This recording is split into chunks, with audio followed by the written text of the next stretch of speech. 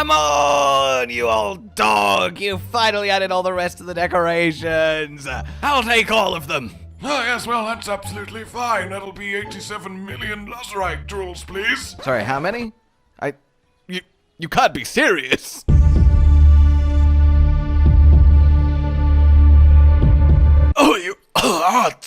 I'll come back later. This dude's a...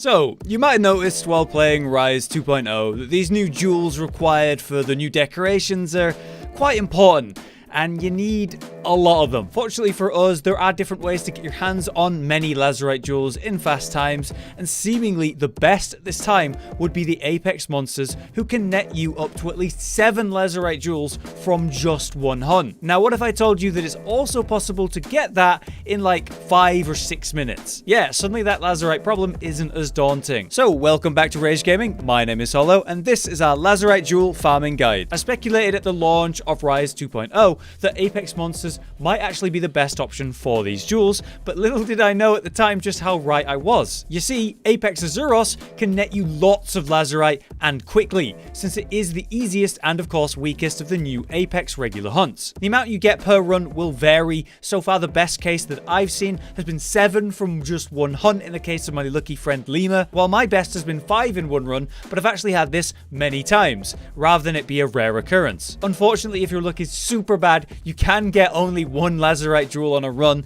but the average is easily at least 3 per run, and that's solid. If you're pulling 5-minute hunts and getting an average of 3 jewels per, that's around 18 jewels in 30 minutes. Even more if you've got good luck on your drops, so that's not bad at all. As I just mentioned, these runs can be done in as fast as 5 minutes if you're confident with the bowguns. I am not, since this was actually my first time using them in the full release of Rise. But despite that, I was able to solo this hunt in roughly 7 minutes on average, then do it as a duo in roughly 7 minutes, and even get a sub 7 minute in one of my first runs as a 4-man. These times are only going to go down as I get more confident with the bowguns, and you might already be good at them, which could be amazing for your hunt times instead. To make this as easy as possible, we're using a heavy bowgun build that is easy to acquire, making maximum use of the sticky ammo, which has high stun chance to stun or knock down the Apex Arzuros. From there, while knocked down, we will smash its face with the Wyvern ammo blast for huge damage, and then just repeat this process until it's dead. It's easy. Here's what you'll need to do it. Our heavy bowgun of choice is the Tigrex heavy bowgun.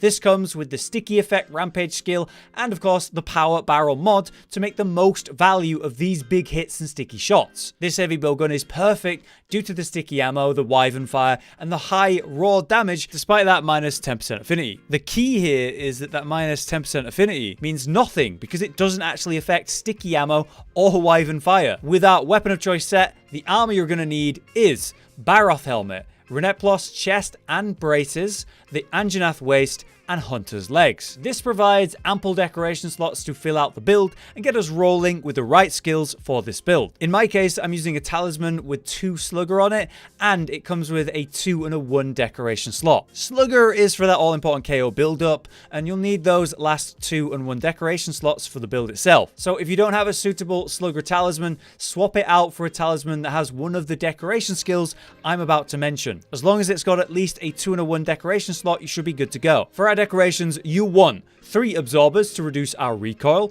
then 2 attack decorations to get us all the way to 7 attack on the build. Next, we want 3 quick loads for faster reloads for obvious reasons, and 3 thrift decorations for the 20% chance to not spend ammo when firing, which is really nice. Lastly, since we have a spare slot, we can put in a flawless decoration for peak performance, which is extra attack damage while you're at full health. This results in the final skill list of attack 7, artillery 3, stun resist 3, recoil down 3, spare shot 3, reload speed 3, slugger 2, and finally that peak performance 1. Like I said though, you can swap your talisman and the decorations where needed if you have a different talisman. Do be sure to bring Palicos with the move Power Drum equipped. This is because it raises the attack and defense for both you and the buddies, which is naturally great to have because you're trying to do max damage and get these kills as quick as possible. For these hunts, you're absolutely going to want to make sure to eat these 3 dangos. Firstly and commonly, Dango Booster, which is going to increase your attack and defense when you consume it. Then we have Dango Slugger, which is obviously going to make it more likely to stun monsters, which is ideal for this build. And Dango Bombardier, which will increase the damage of sticky ammo, which is exactly what we're using. To give yourself the best possible chance to get these skills, use a Dango ticket. They're really easy to get, and they're going to make it more likely you actually get the skills. From here, we should be good to go. We just need to go into that Apex Arzuros regular hunt, which is unlocked at Hunter Rank 8, and farm this bad boy. The general idea is to use Sticky Ammo 3 to pop huge damage on the face of the monster until it's stunned, and then get in close and let fire the Wyvern ammo for huge bursts of damage while you're safe to actually charge those up. It's a simple concept that isn't really that hard to apply. You just need to be ready for the reasonable moveset that is this Apex monster. On that note, I definitely recommend you don't worry about fully charging your sticky shots every time. Just aim for the head or the arms and pop them until you get a stun. The arms actually take more damage while red during its enrage, so that's why you do that. And I only really find myself charging the sticky shots when the monster's just moving around a bit sporadically, and I might as well increase the power of them while I'm taking aim. To maintain your Sticky Ammo 3, you'll definitely want to bring in the max materials you can to continuously craft more Sticky 3 and more Wyvern shots. That's just going to be Blast Nuts,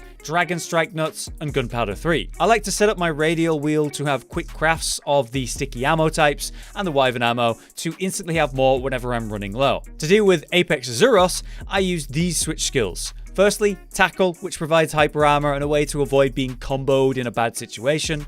And importantly, Countercharger, which gives me iframes on the counter and results in faster charging for a pretty long time. Naturally, that's great for DPS because it speeds up how fast I can charge shots. Finally, and unsurprisingly, I stick with Mech Wyvern Snipe, since the other provides healing but reduces your damage on your special, so I don't want to reduce the damage on that. I'm going to stick with Mech Wyvern Snipe. As a general tip, I like to try to use my counter on the many roars Arzuros will do for that fast charging, or whenever he throws a big rock at me or comes running at me. These are generally the safe ones to maintain the buff and get that max charge shot constantly. It definitely takes practice though, because he does have some attacks that he will just keep swinging even though you've countered him. Multi-hit combos, for example, you might counter a hit and then instantly be hit on the follow-up one. Counter. Oh, come on, man. The 5th hit got me. I counted the 4th hit and the 5th hit got me. That was actually such a quick, smart counter.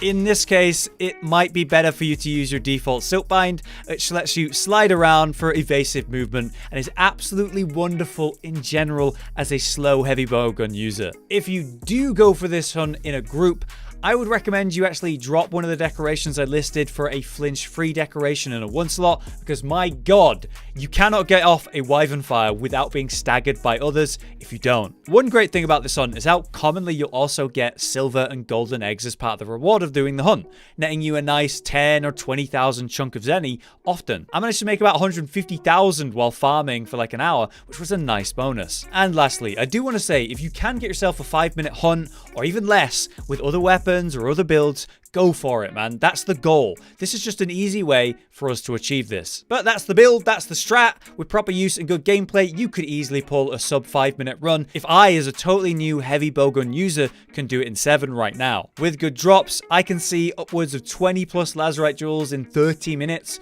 solving that pesky jewel problem easily. Anyway, I hope this was useful to you. Let me know how it goes. Be sure to hit like on the video if this helped you in any way, or to let me know that I should make more videos like this one. Shout out and thank you to Rage for coming up with the build. I'm glad I was pushed into trying the bowguns in Rise at last. The weird way that they bound the wire bugs differently to melee was something that put me off, but it's really not that bad to get used to. Until next time then, I've been Hollow, you've been you. I'll see you in the next video. Josh, Cotton, and Hollow with the videos, dropping the humor like a hammer on your tippy toes, bringing entertainment on a daily arrangement to take our insanity and turn it into entertainment. Yes, I said entertainment twice, to reiterate that it is nice to look into your faces on a mostly daily basis when you let us in your homes to make the whole world a stage. Goodbye.